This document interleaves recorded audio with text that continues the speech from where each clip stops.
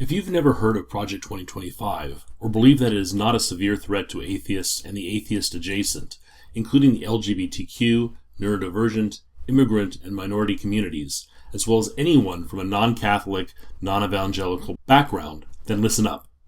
The project is a roadmap for establishing an authoritarian Christian nationalist regime under the next Republican president. It is the brainchild of the Heritage Foundation, an ultra-conservative, ultra-Christian think tank, as well as numerous zealots from the last Trump administration, such as the fascist and xenophobe Stephen Miller.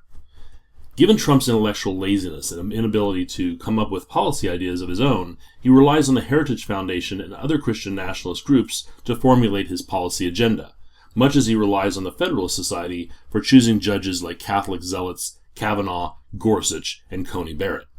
The only thing holding it back is a Democratic legislative branch, which could easily be wiped out in the 2024 election, since SCOTUS is bought and paid for by Trump and the Heritage Foundation, with a chance at a 7-1 conservative majority under another Trump administration that will enable them to operate with impunity. But let's look at its practical effects on you if even a fraction of it is implemented. Women, say goodbye to your right to maintain control over your reproductive health, even if you live in a dark blue state.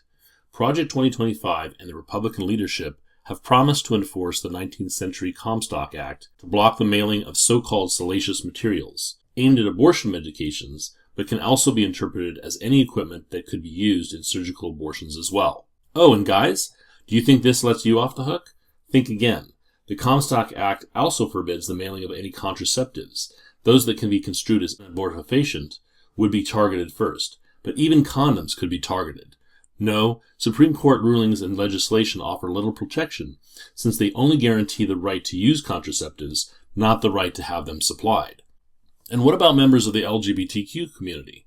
Well, Project 2025 plans to strike all protections for you out of all legislation and government rules and regulations. You will be persona non grata.